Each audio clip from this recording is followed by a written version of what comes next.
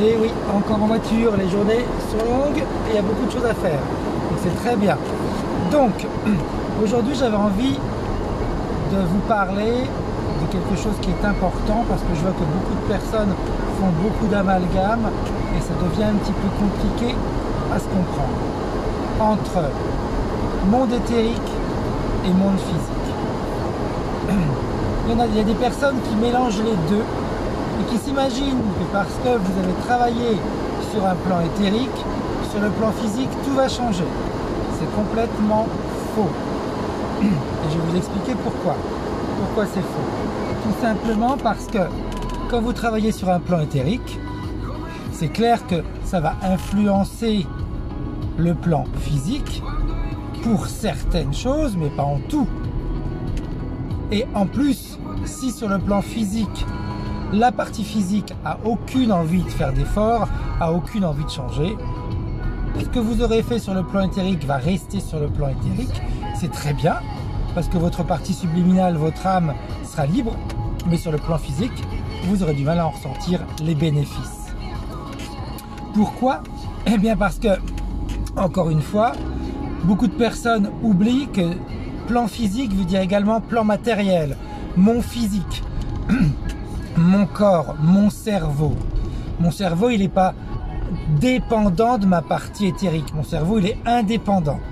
Et il fonctionne avec des programmes. Ces programmes, ils sont quelquefois influencés par le monde éthérique quand je suis interféré. Sinon, quand je suis libre, ces deux mondes en réalité travaillent en collaboration, mais indépendamment également. Ce qui montre bien que si sur le plan physique vous ne travaillez pas, les bénéfices que vous aurez seront vraiment peu. Exemple, plan physique, addiction, tabac, alcool, drogue, nourriture. Nourriture, c'est une addiction quand on est en surpoids et qu'on continue à manger pour se remplir et non pour se nourrir. D'accord? Donc vous pouvez travailler très bien sur le plan éthérique et voir qu'il y avait des choses qui vous poussaient à manger, etc. Parfait, ou à fumer, ou à vous droguer, ou à boire, peu importe.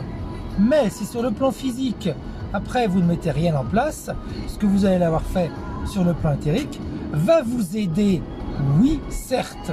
Mais si vous de votre côté, vous n'y mettez pas du vôtre, vous allez retomber dans vos vieux mécanismes. Pourquoi? Parce que dans notre cerveau, il y a cette partie qu'on oublie tout le temps, et ça c'est quand même incroyable parce qu'on en parle quand même assez souvent, de notre partie inconsciente qui fait partie de notre cerveau humain et qui va contrôler, programmer notre manière de penser, notre manière de ressentir les choses, notre manière de percevoir et de réagir. Alors vous comprenez bien que quand on me dit j'ai travaillé sur le côté éthérique et c'est suffisant, ou il faut travailler sur le côté éthérique et ça change tout, c'est du pipeau. Arrêtez de mélanger les deux. Si vous ne travaillez pas avec votre partie inconsciente qui crée tous vos programmes, qui vous dit par exemple que telle situation est bonne pour vous ou dangereuse pour vous, qui va déclencher par exemple des allergies au poil de chat parce que dans votre enfance vous avez été griffé et inconsciemment votre inconscient il a choisi quoi? Il a fait chat égale danger. Eh bien on va faire en sorte que vous ne soyez plus en contact avec ces animaux. Il va déclencher par exemple une allergie au poil de chat. Dans ce cas là il va vous sentir, il va avoir la sensation que vous êtes protégé. Donc tout ce que vous faites sur le plan éthérique, si vous ne l'appliquez pas après sur le plan physique, c'est-à-dire en changeant ces programmes, vous pouvez être spirituel tant que vous voulez, ça servira à rien. Donc hier, quand je vous ai fait l'exemple de transférer une dépendance sur quelque chose de positif, par exemple, je me ronge les ongles, pour arrêter de me ronger les ongles, je vais travailler, c'est clair, sur un plan physique, par exemple en prenant une balle anti-stress et je vais m'amuser avec cette balle au lieu de me ronger les ongles. Alors on m'a dit oui mais bon vous déplacez le problème. C'est vrai que je déplace le problème, mais déjà j'enlève quelque chose qui va m'abîmer mon corps. Et je vais faire bouger mes mains et ça va me permettre de faire travailler mes articulations. Après, il est clair qu'il faut que vous fassiez un travail avec votre partie inconsciente. On va me demander comment est-ce qu'on fait un travail avec une partie inconsciente. Avec de l'hypnose. Pas avec l'hypnose ésotérique, avec de l'hypnose qu'on peut faire en cabinet ou par Skype. Mais ce n'est plus de l'hypnose ésotérique, c'est de l'hypnose qu'on pourrait appeler entre parenthèses classique, même si c'est un terme qui ne me convient pas du tout. Mais voilà. Donc si en réalité vous continuez à mélanger les deux, ça va être un grand bazar. Vous allez vous dire, je comprends pas, j'obtiens pas de résultat. Bah, c'est normal, parce que vous faites un nettoyage d'un côté, mais vous le faites pas de l'autre. Donc comment est-ce que vous voulez que ces deux parties puissent avancer ensemble correctement et surtout dans la même direction? À un moment donné, il y en a une des deux qui va tirer l'autre et l'écart va se creuser tellement et de plus en plus, et bien que ces deux parties pourront plus du tout en réalité communiquer correctement. Donc j'espère avoir été clair afin que en réalité on arrête avec tous ces amalgames de éthérique, physique, etc. Il faut travailler sur les deux plans.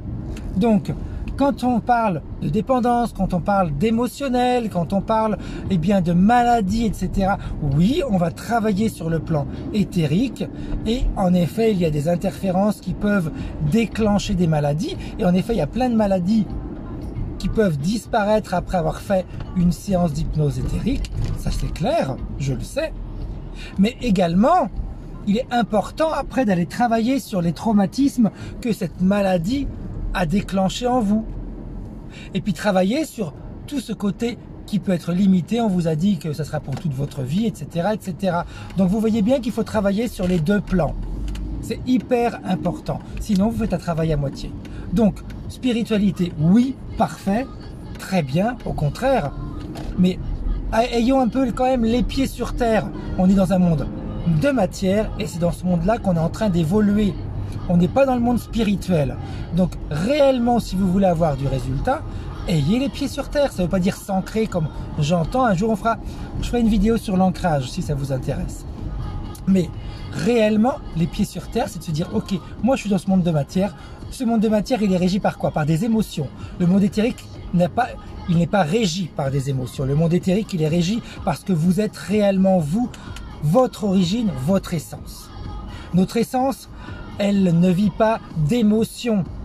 Elle est, tout simplement, elle a des capacités, des qualités, elle a des milliers de connaissances. Au contraire, votre corps physique, lui, il réagit par rapport à des émotions. C'est bien une émotion qui va nous pousser à agir. Cette action va créer une situation qui va créer une émotion, qui va créer encore d'autres, d'autres actions qui vont créer d'autres situations, d'autres émotions, etc., etc., etc. Donc, si sur le plan émotionnel, vous ne travaillez pas, vous allez encore bugger, vous allez encore avoir des problèmes. Donc, je vous demande simplement d'y réfléchir. Les deux plans sont bien distincts et ils collaborent, mais on doit travailler, on doit nettoyer les deux plans. Un peu comme si, par exemple, vous lavez votre linge et vous le mettez dans une armoire sale. À un moment donné, votre linge apparaissait vraiment très propre. Mais c'est exactement ce que vous faites quand vous faites un amalgame des deux. Vous imaginez qu'en nettoyant, en lavant votre linge, vous allez également nettoyer votre armoire. Pas vraiment. Donc, c'est une manière réellement importante de comprendre ce mécanisme. Je vous souhaite une très bonne journée. Et puis, si vous avez des thèmes à me proposer, il y a des personnes qui m'ont posé des questions auxquelles j'ai répondu. Il y en a d'autres pour lesquelles je ferai une vidéo et je regrouperai toutes les questions que vous me posez et j'y répondrai durant une vidéo. Bonne journée à vous et à bientôt.